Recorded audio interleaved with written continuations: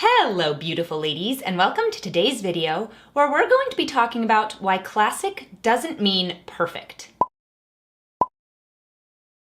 A couple of days ago, I posted a picture on Instagram sitting in my car without any makeup, wearing a t-shirt, waiting to go into the grocery store. And the reason I shared that picture with you guys was to show me in a sort of vulnerable state. I had come to my husband the night before pretty upset because I was feeling worried that I would come off to you guys as a hypocrite.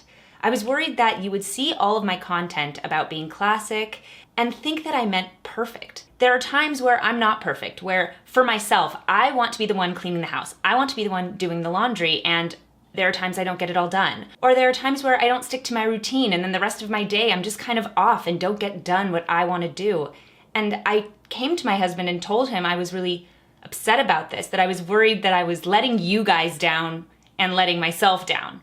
And he's such a good man. He sat down with me and he listened to all of my concerns and he helped me realize being classic doesn't mean being perfect. There is a really big difference between those two things. So I really wanted to share with you guys what my thoughts were on being classic and why it doesn't mean being perfect. So let's get into it.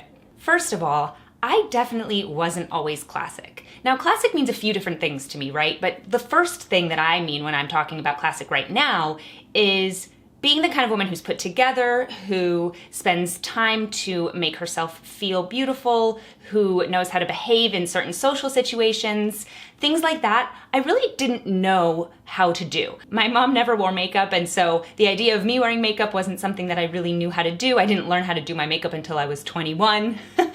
And I never did my hair. I always kind of just brushed it in the morning and left it as it was. I never really knew how to be a good guest at someone's home because I just so rarely stayed at anyone's house. And things like that meant that I wasn't really classic at that time. And the reason I bring that up is because being classic isn't something that necessarily you grow up with. It's something that you can learn. And I definitely learned how to do. And I think it's a nice thing that we can grow into it, that we can become classic as we get older, as we change. Another thing for me is that I haven't always been classic in the way that I live, in the way that I practiced my values. So I grew up in a religious home. I was pretty sheltered at the time, and I didn't spend a lot of time facing situations where I was going to have to put my values to a test.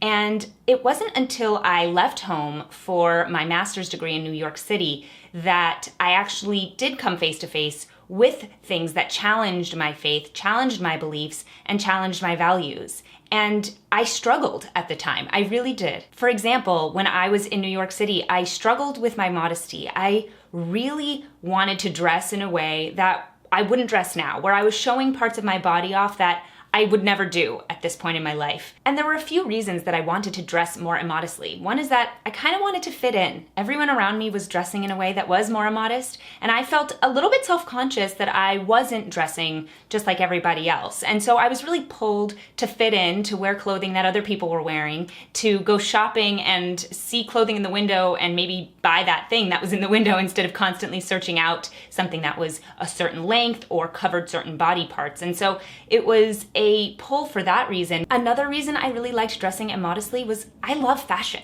I love the idea of wearing what's in style and following the trends. I really do. I like the variety of different kinds of clothing that you can wear.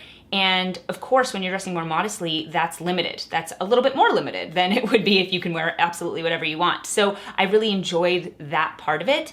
And lastly, I liked dressing in a way that got attention. And I understand why women do it. I understand why women say that they want to dress that way for themselves, but really, when you're dressing that way for yourself, you're also getting attention from people. So I understand that feeling, and I really felt that at the time. I felt I really wanted to dress in a way that maybe made men look at me in a certain way. And at the time, I thought that was body confidence. I thought I was showing myself off and that the only way to be confident was to show that you loved your body by revealing it. What I realized is that it actually made me less confident when I dressed in a way that was showing off my body because I was trying to find my confidence through my body instead of being confident in what I have. But really, the more important part of me is my personality and the things that I can share with people otherwise.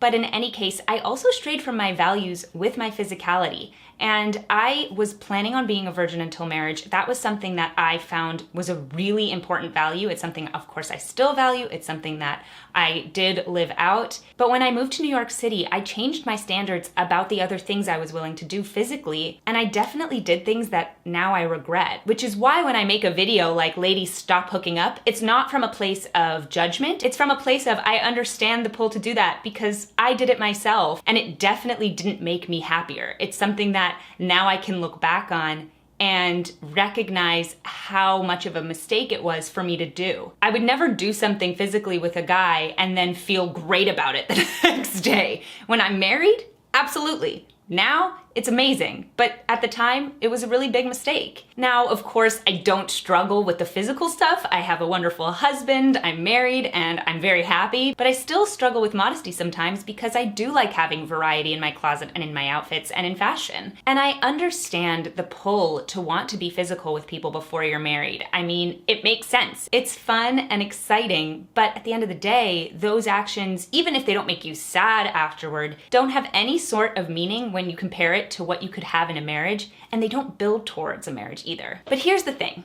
Standards are important. Even if we as women don't ever reach the standard of being classic, which is perfect and shiny and never looks bad, we may never get there because we as humans aren't perfect. And there are days where we are going to struggle, where we're not going to be able to get everything done that we wanted to do, or get our hair done in that perfect way, or even just get dinner on the table. It's not something that you can expect from yourself to be perfect 100% of the time. And I think about this sort of similarly to religion. My husband and I are both working our way towards being Orthodox Jews, but my husband grew up Reform. I grew up Orthodox. So Orthodox Judaism is a standard that both of us hold. And when I say that it is a standard, in this sense, I don't mean necessarily that it's unattainable. It is definitely attainable, and it's something that the two of us can become as we work towards it, as we learn more, as we start observing more. But being Orthodox Jews is the standard for us, and we don't want to change the standard to meet where we are at this point, but it's important for both of us to keep striving for that goal of becoming Orthodox Jews over time. And in a similar way is being classic. It's fun for us as women to think about becoming more classic over time, even if we're not there right now, and even if you have an off day. Having an off day doesn't make you any less classic. Because being classic isn't just about the way that you dress or the way that you hold yourself or the values that you live with. It's also about having grace for when you fall or stumble. Being a human is making mistakes. Being human is not being perfect. But being classic is accepting that there are days where you are human and the rest of the time you're striving to be better. Doing away with the standard wouldn't do anyone any good. Having that standard there is an incredible thing for us to push towards, to grow towards, and to have as a goal. And a goal and a mission in life are what give us purpose. So I love the idea of working and striving towards being classic, even on the days where I don't reach it. One of the things that I love about being religious is that I can look in the Torah and look at our forefathers and see that these were men who had flaws, who made mistakes, but still did incredible things and had an incredible relationship with God.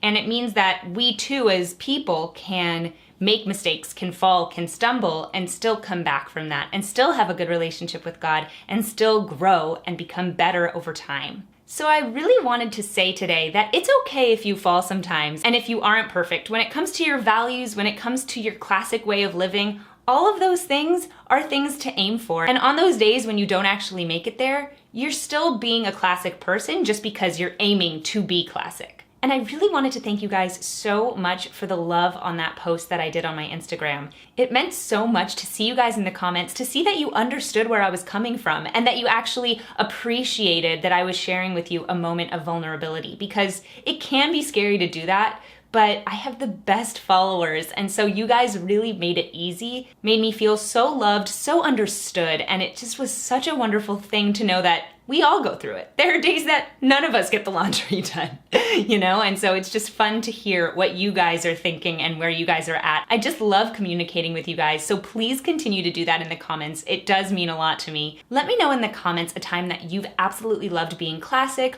or maybe even leave in the comments a time where you didn't feel so classic. I'd love to hear your thoughts. Thank you guys so much for watching today's video. Please subscribe to my channel and blog if you haven't already. Head over to my Twitter, Instagram, and Facebook and follow me there. Hit that notification bell to get notified of all my new videos. Hit that like button. Please head over to classicallyabby.locals.com if you'd like to support my channel, see more of this content, and be part of our community. And I'll see you guys in my next video. Bye!